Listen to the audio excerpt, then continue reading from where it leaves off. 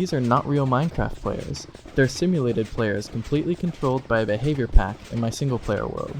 They spawn mobs, load areas, and interact with the world just like real players do. I've spent the last year developing this pack and others to create the necessary technical tools that Minecraft Bedrock Edition needs. This is Understudy, a behavior pack used to spawn and control simulated players in any world. Understudy uses Mojang's natively supported game test framework and repurposes their test players as players that you can control. The game test framework is Mojang's answer to automated testing for behavior packs.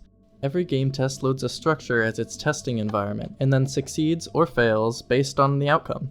In this test, the test succeeds if the fox kills the chicken before the test ends in 20 seconds. Players interacting with the world are a big part of Minecraft, so a way to automate player interactions was essential for game test. This is a simulated player, an entity defined by the game test framework that is nearly identical to a real player. Check out this simulated player performing a test I wrote for Canopy's TNT duping rule. The player logs in, hits the button, then disappears when the test ends.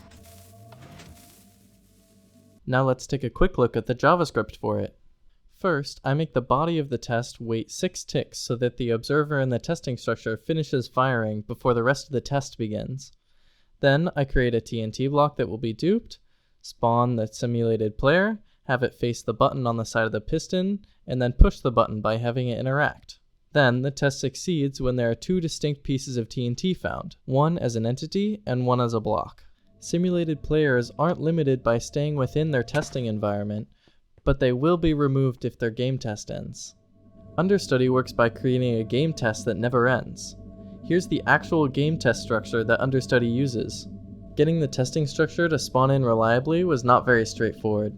Game tests have several odd requirements, but the most annoying of which is that each game test always includes its structure block, command block, and beacon, and if any of these blocks cannot be placed, the whole game test fails.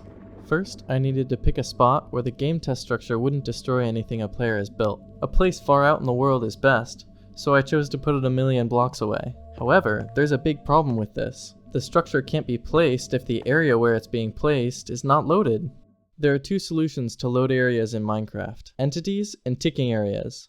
Ticking areas are far simpler but have the major drawback that there can only be 10 of them in the world at a time. That means that if a player already had 10 ticking areas, the game test would fail and no simulated players would be able to spawn. So I opted for the entity. I ended up defining my own invisible chunk loading entity since there aren't any vanilla entities that load chunks besides players, and I didn't want to teleport the player around. Entities also can't be spawned in unloaded chunks, so I spawn the entity at the player before teleporting it to 1,000,000 to load the area where the game test will be spawned. Once the game test spawns correctly, the entity is removed. The last thing that needed to be done to make the spawning sequence reliable was to make sure that the game test didn't run out of space. I made sure to flatten the area where the game test would spawn so that they don't stack up to the sky limit and eventually fail. It took me 4 full days of development before I got the first simulated player to reliably spawn in using a custom command I wrote. Now let's take a look at Understudy's custom commands.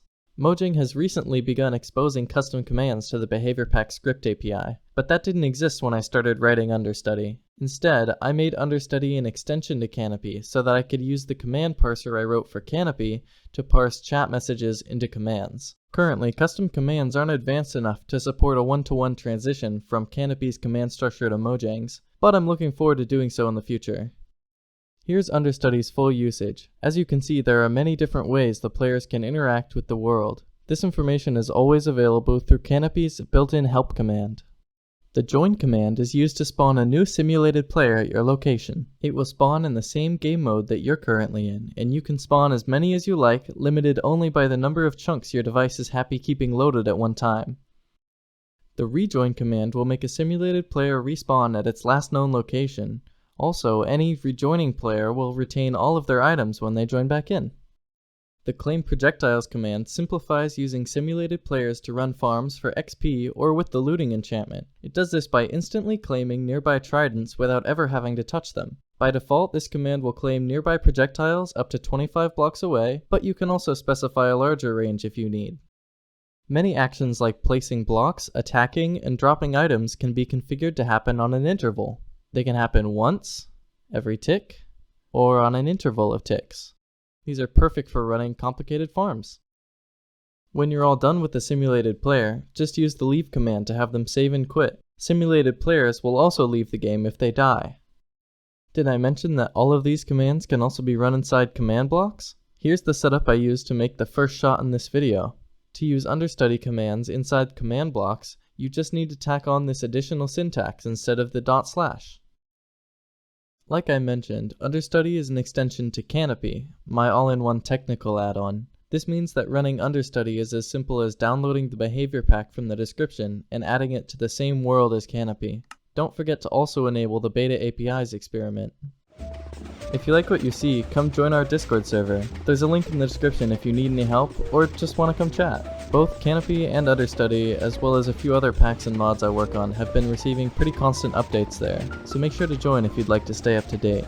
That's all I've got for you this time. I'll see you next time. Bye bye.